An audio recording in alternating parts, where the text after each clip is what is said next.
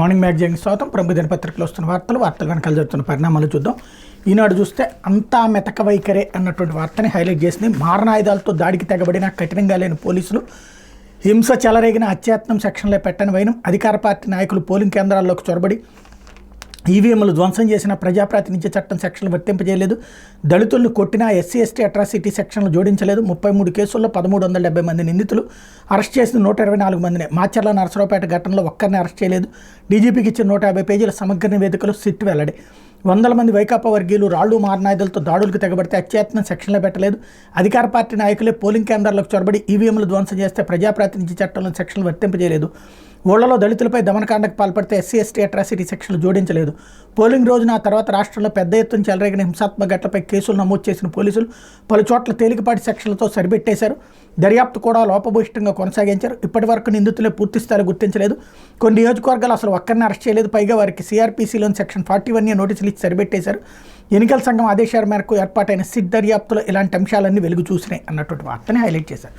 ఇక్కడ కూడా వక్రీకరణ, అక్కడ వైఎస్ఆర్ కాంగ్రెస్ పార్టీ అని చెప్పలా, ఇరు పార్టీలకి సంబంధించి అని చెప్పింది. రెండోది ఎస్సీ ఎస్టీ కాలనీల మీద, బీసీల కాలనీల మీద ఎవరు దాడి చేశారు? ఫస్ట్ రోజున తెలుగుదేశం పార్టీ వాళ్ళు దాడి చేస్తే రెండో రోజున వాళ్ళు రివోల్ట్ అయ్యారు. అసలు విషయం అది, ఓపెన్ సీక్రెట్ ఇది. వాళ్ళు కొట్టడం తప్పే, వీళ్ళు కొట్టడం తప్పే. కానీ వార్త రాసేటప్పుడు కూడా వైసీపీ వాళ్ళు తప్పు చేస్తే పట్టుకోలేదన్నారు అన్నటువంటి కోణంలో రాసుకొచ్చారు. జర్నలిజం ఎప్పుడో చచ్చిపోయింది, నిజం కూడా చచ్చిపోయింది. నిన్న వాళ్ళు ఇచ్చిన నివేదిక ఇద్దరి గురించి రాశారు, తెలుగుదేశం పార్టీ, వైఎస్ఆర్ కాంగ్రెస్ పార్టీ. అట్లా పార్టీ అన్న పేరు రాశారో లేదు తెలియదు, కానీ ఇరు వర్గాల సంఘర్షణల్ని పోలీసులు తెలిసి కూడా పట్టించుకోలేకపోయారు అన్నట్టు. పాయింట్ ఏంటి? చిట్ట చివరిలో మార్పులు. రెండవది, నేను మొట్టమొదటి నుంచి చెప్తున్నా, ఇష్యూలో తేడా నడుస్తోంది, ఘర్షణల వాతావరణం జరగబోతోంది అన్నటువంటి. ఏ రోజునన్నా ఏ పత్రికలు రాసినాయా అట్లాగా, చెప్పినాయా అట్లాగా జరగబోతోంది అనేది? అక్కడున్న వ్యవస్థల మీద అనుభవం ఉంది కాబట్టి నేను చెప్పా, సంఘర్షణ వాతావరణం రాబోతోంది, కొట్టుకోబోతున్నారని 6 నెలల నుండి చెప్తున్నా నేను. ఎన్నికలు వచ్చేటప్పటికి మళ్ళీ తలకాయలు పగలగొట్టుకునే పరిస్థితులు వస్తాయి అన్నటువంటి.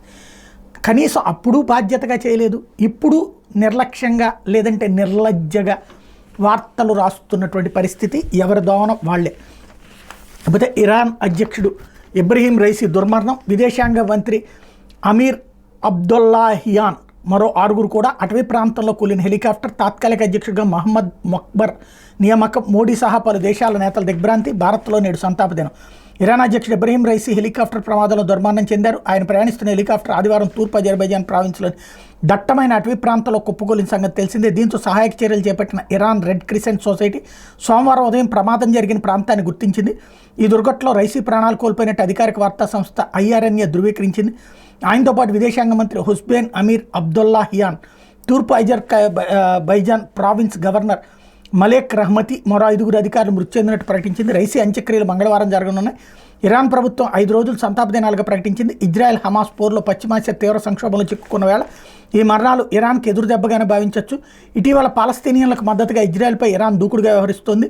ఈ అంశంలో ఇరాన్ సుప్రీం అధినేత అయతుల్లా అలీ ఖమేనీకి ఇటు ఇబ్రహీం రైసీ, అటు హుస్సేన్ అమీర్ అబ్దుల్లాహియాన్ 2 కళ్ళలా వ్యవహరిస్తున్నారు. వీరి మరణం దేశీయంగానే అంతర్జాతీయంగా ఇరాన్పై ప్రభావం చూపే అవకాశం ఉంది. రైసీ స్థానంలో తాత్కాలిక అధ్యక్షుడిగా Mohammed Mokhber Ayatollah Ali Khamenei నియమించారు. మొక్బర్ ప్రస్తుతం దేశ తొలి ఉపాధ్యక్షుడిగా ఉన్నారు. ఇరాన్ రాజ్యాంగం ప్రకారం అధ్యక్షుడు అకస్మాత్తుగా మరణిస్తే సుప్రీం అధినేత ఆమోదంతో తొలి ఉపాధ్యక్షుడు ఆ పదవిని చేపడతారు. అనంతరం 50 రోజుల్లో కొత్త అధ్యక్షుడి కోసం ఎన్నికలు జరుగుతాయి. రైసీకి అత్యంత సన్నిహితుడిగా మొక్బర్కి పేరుంది. 2021లో తాను అధ్యక్షుడిగా ఎన్నికైన వెంటనే మొక్బర్ను తన తొలి ఉపాధ్యక్షుడిగా రైసీ నియమించుకున్నారు. ఇరాన్ ఉప విదేశాంగ మంత్రిగా ఉన్న అలీ బఘేరి ఇక నుంచి పూర్తిస్థాయి విదేశాంగ మంత్రిగా బాధ్యతలు నిర్వహిస్తారు.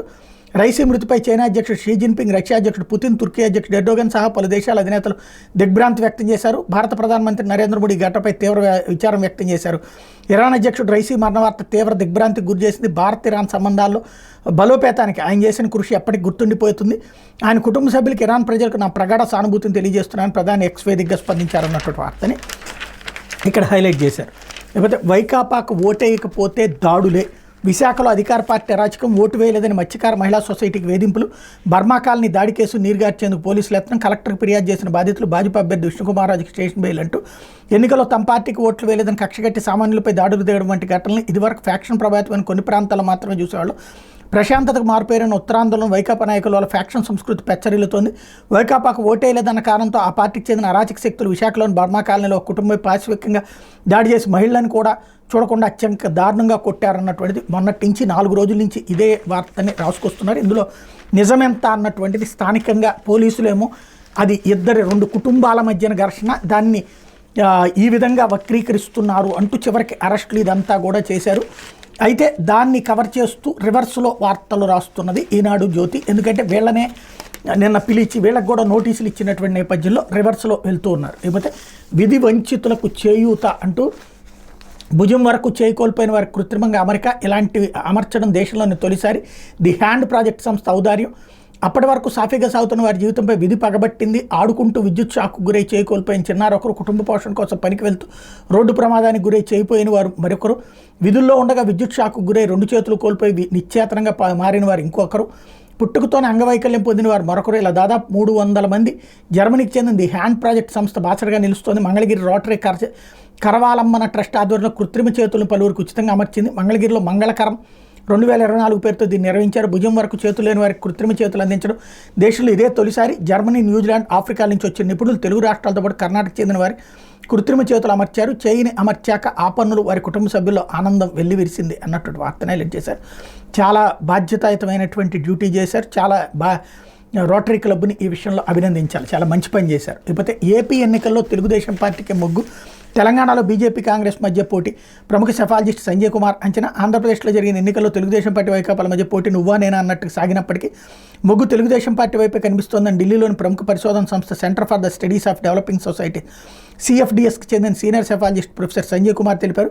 బీజేపీకి ఆంధ్రప్రదేశ్లో చెప్పుకోదగ్గ ఓట్ బ్యాంక్ లేనప్పటికీ తెలుగుదేశం పార్టీతో పొత్తు పెట్టుకోవడం వల్ల ఆ పార్టీకి కొన్ని సీట్లు గెలుచుకుంటుందని ఆయన వెల్లడించారు. CSDSలో ఎలక్టోరల్ పాలిటిక్స్పై పరిశోధనలు చేసే లోక్నీతి ప్రాజెక్టుకి కో డైరెక్టర్గా వ్యవహరిస్తున్న ఆయనతో ఆన్లైన్ వార్తా సంస్థ ఎడిటర్-జీ వ్యవస్థాపకుడు సీనియర్ పాత్రికేయుడు విక్రమ్ చంద్ర తాజా రాజకీయ పరిణామాలపై సోమవారం ముచ్చటించారు. ఆంధ్రప్రదేశ్తో పాటు వివిధ రాష్ట్రాల్లో బీజేపీ పరిస్థితిపై ప్రధానంగా చర్చించారు. జనవరి, ఫిబ్రవరితో పోలిస్తే ప్రస్తుతం ఎన్నికలు ప్రభావితం చేసే అంశాలు చాలా వేగంగా మారిపోయాయని సంజయ్ కుమార్ పేర్కొన్నారు. అప్పట్లో బీజేపీకి సొంతగా 370 స్థానాలు వస్తాయా లేదా అని చర్చ నుంచి ఇప్పుడు కేంద్రంలో ప్రభుత్వాన్ని ఏర్పాటు చేసేందుకు అవసరమైన మెజార్టీ బీజేపీ సొంతంగానే సాధిస్తుందా లేక ఎన్డీఏ పక్షాలతో కలిసి సాధిస్తుందా అన్న చర్చ సాగే దిశగా పరిణామాలు మారాయని తెలిపారు. ఎన్నికల్లో దేశవ్యాప్తంగా ప్రభావితం చేసే బలమైన జాతీయ స్థాయి అంశాలు లేవని, వివిధ రాష్ట్రాల్లోని ప్రాంతీయ అంశాలు, ఆకాంక్షలే ప్రధానంగా నిలుస్తున్నాయని ఆయన అభిప్రాయపడ్డారు అన్నటువంటి వార్తని హైలైట్ చేశారు. లేకపోతే ప్రపంచంలో బలమైన శక్తిగా భారత్ ఎదుగుతోంది. యువత విద్యార్థులతో కీలక పాత్ర. మాజీ CJI జస్టిస్ ఎన్వి రమణ. ప్రపంచంలోని భారత్ బలమైన శక్తిగా ఎదుగుతోందని అందుకు యువత విద్యార్థులు కీలక పాత్ర పోషించనున్నారు సుప్రీంకోర్టు మాజీ ప్రధాని జస్టిస్ ఎన్వి రమణ అన్నారు. పల్నాడు జిల్లా నరసరావుపేట మండలం కేపానుపల్లిలో సోమవారం ఢిల్లీ పబ్లిక్ స్కూల్ ప్రారంభోత్సవానికి ఆయన ముఖ్య అతిథిగా విచ్చేసి మాట్లాడారు. రాబోయే రోజుల్లో దేశంతో పాటు 2 తెలుగు రాష్ట్రాల అభివృద్ధి బాటలో పరుగులు పెడతాయని ఆశాభావం వ్యక్తం చేశారు అన్నటువంటి వార్తని హైలైట్ చేశారు. లేకపోతే సాక్షి వచ్చేటప్పటికి బదిలీలతో బరితెగింపు అన్నటువంటి వార్తని హైలైట్ చేశారు. ఎన్నికల సందర్భంగా జరిగిన హింసపై డీజీపీకి సిట్ నివేదిక. దాడులు అరికట్టడం, కేసుల దర్యాప్తులో పోలీసుల విఫలం. పోలింగ్కు ముందు ఆకస్మిక బదిలీతో యథేచ్ఛగా విధ్వంసకాండ. దర్యాప్తు సక్రమంగా లేదు, అదనపు సెక్షన్లు చేర్చాలి. ఎన్నికల వేళ పల్నాడు, తిరుపతి, అనంతపురం జిల్లాలో విధ్వంసకాండను అరికట్టడం. అనంతరం కేసుల దర్యాప్తులో పోలీసు అధికారులు విఫలమయ్యారని ప్రత్యేక దర్యాప్తు బృందం నిర్ధారించింది. నిందితులపై కీలక సెక్షన్ల కింద కేసులు నమోదు చేయకపోవడానికి ప్రస్తావించింది. 3 జిల్లాల్లో హింసాత్మక సంఘటనలపై విచారించిన సిట్ బృందం ఇన్ఛార్జ్ వినీత్ బ్రిజ్లా ప్రాథమిక నివేదికను సోమవారం రాష్ట్ర పోలీసు ప్రధాన కార్యాలయం డీజీపీ హరీష్ కుమార్ గుప్తాకు అందజేశారు. 2 రోజుల పాటు విస్తృతంగా విచారణ నిర్వహించిన సిట్ అధికారుల బృందం పోలీసు వైఫల్యాలపై నివేదిక సమర్పించినట్టు తెలుస్తోంది అన్నటువంటి వార్తను హైలైట్ చేశారు. వీళ్ళు రివర్స్లో రాసుకొచ్చారు. శాంతి భద్రతలదంతా కూడా అక్కడ వాళ్ళ వైఫల్యం అన్నటువంటి కోణంలో నుంచి. అయితే తెలుగుదేశం పార్టీ అన్నటువంటి పాయింట్ని ఎక్కువగా మెన్షన్ చేయలేదు. వీళ్ళు ఆ విషయంలో ఒప్పుకోవాలి అని వాళ్ళు వైసీపీ అని మెన్షన్ చేస్తూ వచ్చారు. లేకపోతే ఇరాన్ అధ్యక్షుడు రైసీ దుర్మరణం వార్త హైలైట్ చేశారు. ఇటలీకి ఇది సంచలనాత్మకమైనటువంటి వార్త. దుబాయ్లో చంద్రబాబు దాగుడు మూతలు. గప్చుప్గా విదేశాలకు ఉడాయించిన వైను. వైద్య పరీక్షల కోసం అమెరికా వెళ్తున్నట్లు లీకులు. అబ్బే ఇటు రాలేదన్న టీడీపీ ఎన్ఆర్ఐ విభాగం నేత. టీడీపీ అధినేత ఇటలీలో ప్రత్యక్షమైన సమాచారం. గతంలో విదేశాల నుంచి షెల్ కంపెనీలకు అక్రమ నిధులు మళ్లింపు, స్కిల్ స్కామ్లోనూ బాబు దుబాయ్ బంధం. ఈసారి అదే షెల్ దందా అయినా గోప్యంగా విదేశీ పర్యటన వెనక లోగుట్టు అదే అంటూ ఏదైతే నిన్న సోషల్ మీడియా ద్వారా వైసీపీ వాళ్ళు జగన్ లండన్కి ముందు నెదర్లాండ్స్ ఎందుకు వెళ్ళాడు, అక్కడ ఎందుకు ఆగాడు, ఇట్లాంటిది ప్రొజెక్ట్ చేశారు. ఆ విషయం నిన్ననే మనం మాట్లాడుకున్నాం. వాళ్ళ నీలాయపాలెం విజయ్ కుమార్ గారు మెన్షన్ చేసినటువంటిది కూడా. అయితే వీళ్ళు కంప్లీట్ రివర్స్లో పేపర్లోనే రాసేశారు చంద్రబాబు నాయుడు వేరే రూట్లో వెళ్తున్నారంటే. అడుగు తీసి అడిగేస్తే మీడియాలో ప్రచారం కోరుకుని టీడీపీ అధ్యక్షుడు నారా చంద్రబాబు నాయుడు గప్చుప్గా విదేశాలు కూడా ఇచ్చారు. తన సతీమణి భువనేశ్వర్తో కలిసి హైదరాబాద్లోని శంషాబాద్ విమానాశ్రయం నుంచి దుబాయ్ వెళ్ళిన చంద్రబాబు అక్కడి నుంచి ఎక్కడికి వెళ్లారన్న విషయంపై గోప్యంగా వ్యవహరిస్తున్నారు. వైద్య పరీక్షల కోసం ఆయన అమెరికా వెళ్ళిన టీడీపీ తొలుత మీడియాకి లీకులు ఇచ్చింది. అయితే చంద్రబాబుకి అత్యంత సన్నిహితుడైన టీడీపీ ఎన్ఆర్ఐ విభాగం నేత కోమటి జయరాం మాత్రం ఆయన అసలు అమెరికాకి రాలేదని ప్రకటించడం గమనార్హం. విదేశాల నుంచి అక్రమ నిధులు భారత్లోని షెల్ కంపెనీలకు మళ్లించిన చరిత్ర ఉన్న చంద్రబాబు ప్రస్తుతం ఏ దేశంలో ఉన్నారు, ఏం చేస్తున్నారన్నది చర్చనీయాంశంగా మారింది. గుట్టు చప్పుడు కాకుండా విదేశీ పర్యటన వెనక లోగుట్టు ఏమిటి అన్నది సస్పెన్స్గా మారింది.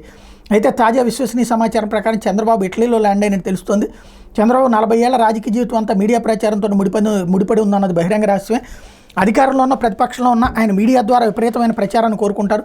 3 ప్రెస్ మీట్లు 6 మీడియా లీకులుగా ఆయన రాజకీయం కొనసాగింది. వారానికి కనీసం 2 సార్లు మీడియా సమావేశాలు నిర్వహిస్తుంటారు. అట్లాంటిది ఈ నెల 11 పోలింగ్ ముగిసిన తర్వాత చంద్రబాబు ఒక్కసారిగా సైలెంట్ అయిపోయారు. కనీసం ప్రెస్ మీట్ పెట్టలేదు, పార్టీ నేతలతో సమావేశం నిర్వహించలేదు. తన శైలికి భిన్నంగా ఒక్కసారిగా మౌనముద్ర దాల్చారు.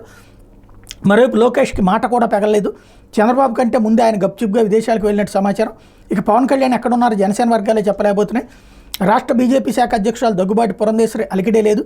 పోలింగ్ ముగిసిన తర్వాత కూటమి నోట మాటే రావడం లేదు. పోలింగ్ సార్లు తమకు వ్యతిరేకంగా ఉందని చంద్రబాబు ఖచ్చితమైన అంచనాకు రావడంతో ఒక్కసారిగా మౌనం దాల్చినట్టు రాజకీయ పరిశీలకులు భావిస్తున్నారు. ఈ నేపథ్యంలో నిశ్శబ్దంగా విదేశాలకు వెళ్లడం గమనార్హం. చంద్రబాబు శనివారం అర్ధరాత్రి శంషాబాద్ విమానాశ్రయం నుంచి దుబాయ్ వెళ్లారు. ఆయన విదేశీ పర్యటనలపై అధికారికంగా వెల్లడించే టీడీపీ ఈసారి అందుకు భిన్నంగా ఎలాంటి ప్రకటన చేయలేదు.